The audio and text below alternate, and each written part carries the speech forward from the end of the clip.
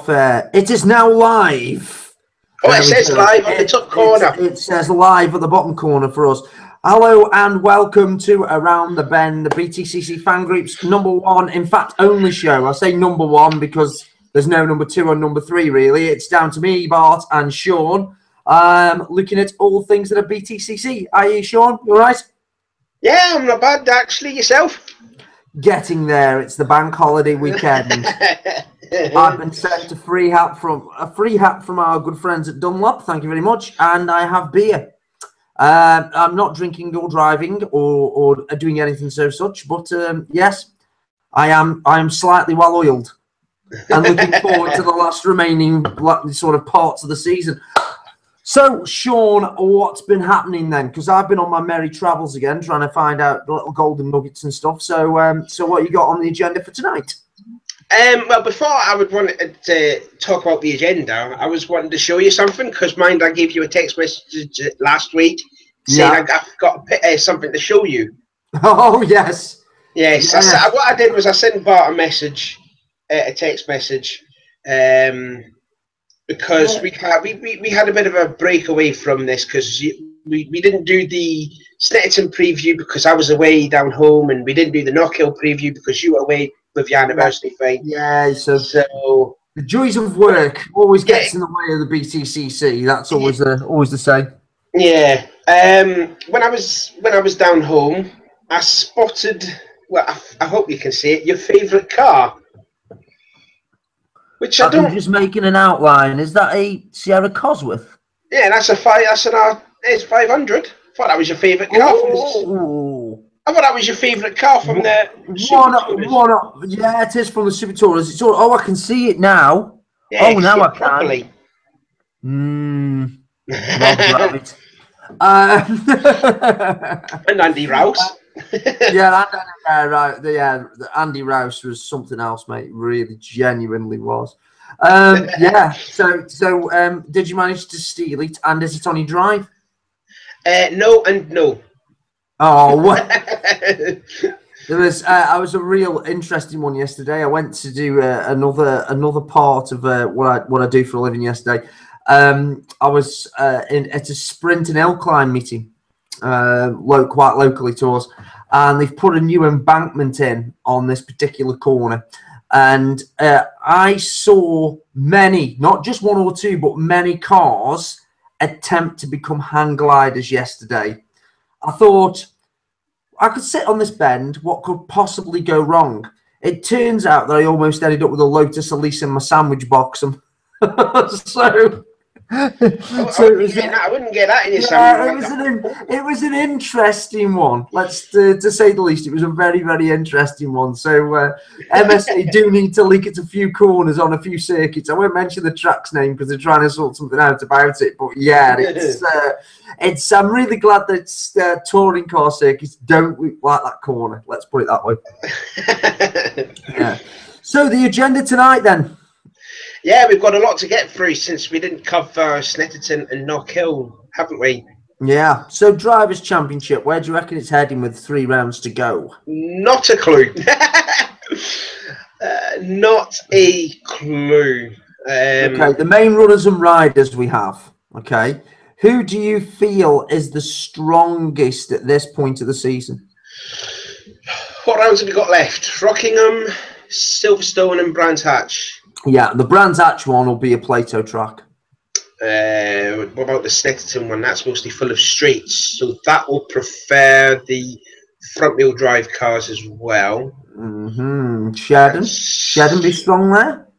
Possibly. Maybe even Matt Neal. Yeah, good shout. Or even Turkington.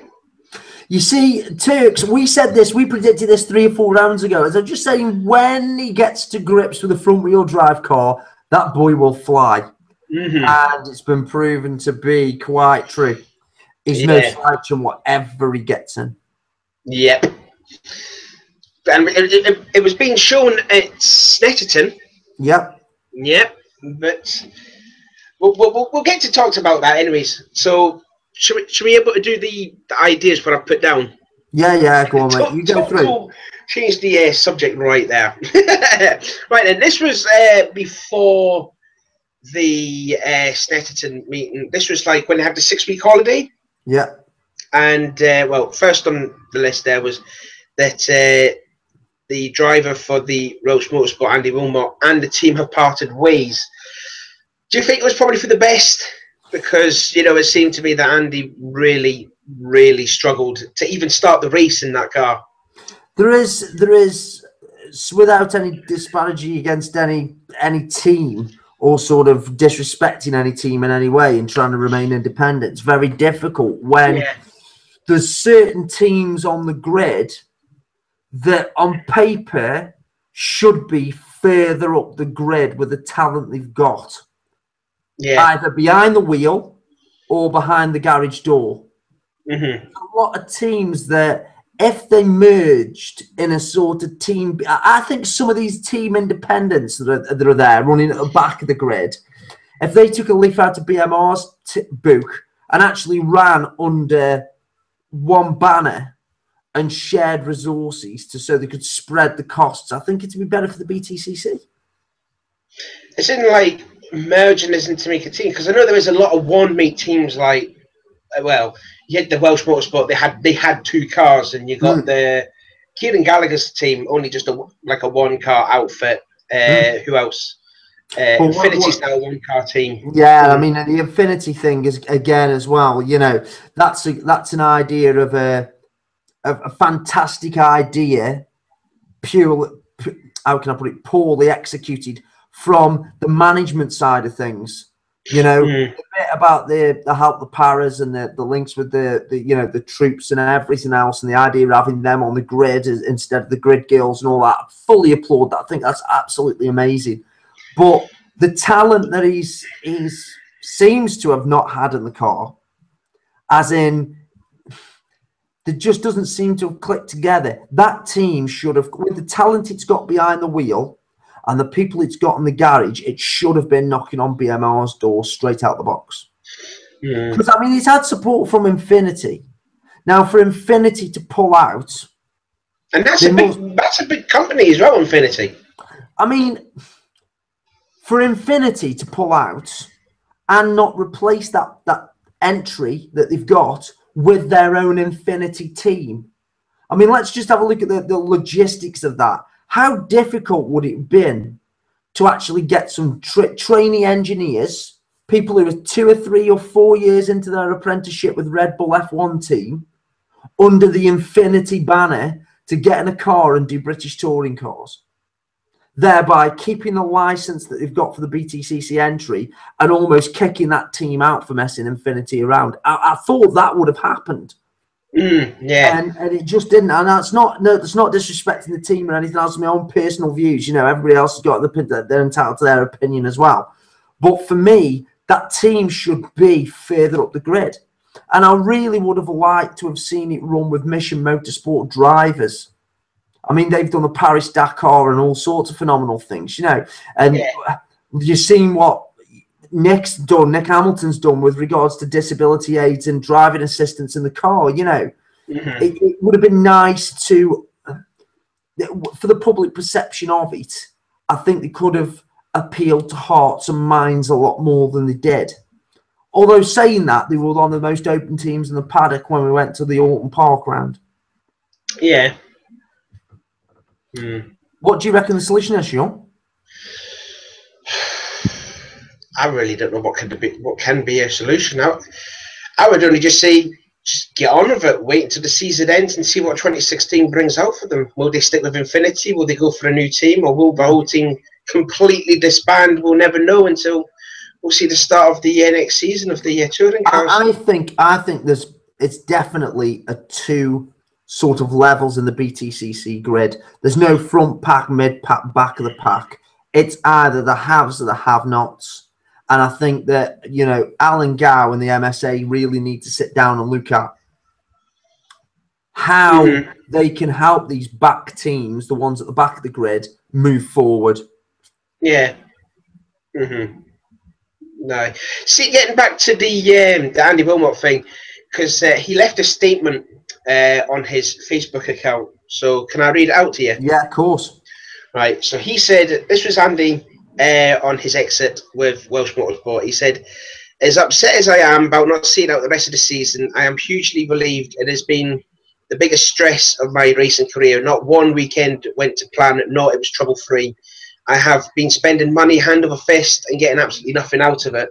The support along the way has been amazing, and I want to thank each and every one of you for getting behind me and believing. I want to thank all my sponsors, as they have been patient and very understanding about the situation. If a seat comes available in the second half of the season, I'll be happy to jump in. But as it stands, I have sponsors who are looking forward to supporting me for the 2016 British Touring Cars." So, I mean, it's not all bad that, you know, we'll get to see Andy in 2016. So, I mean, at least it's good news, but hopefully it'll be in a more competitive car than what he was in this year with the Proton. I mean, manufacturers coming in, you know, you've got the next generation touring car. Really, they should be more attractive for teams to come in and make a real, you know, I mean, it isn't like it's the first season of this anymore. They've had a few seasons now to get into this new format.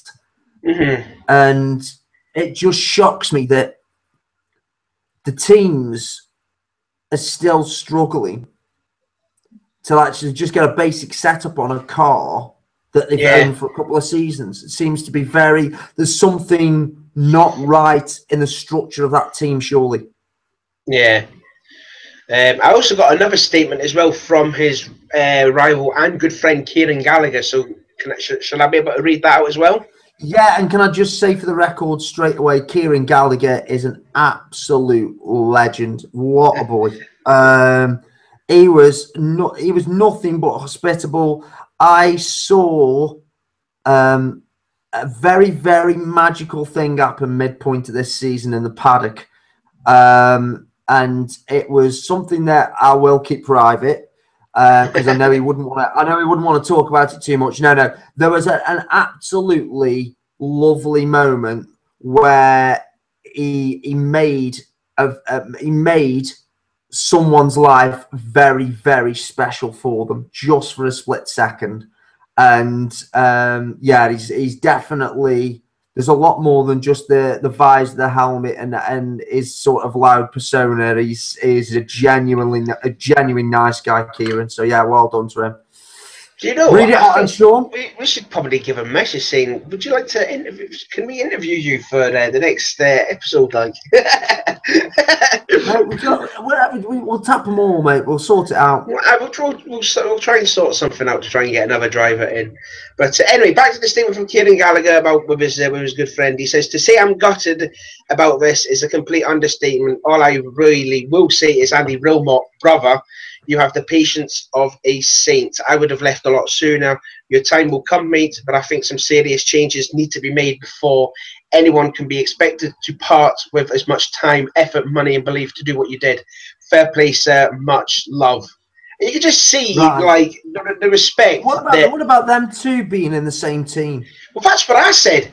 That is what I actually posted on Kieran's statement there. I left a comment on there saying, well, why not have Andy as your teammate? It'll be like the good old boys with Derek and John Cleland. Why not? Yeah. A few people actually like that comment. I think Kieran did as well, to be honest.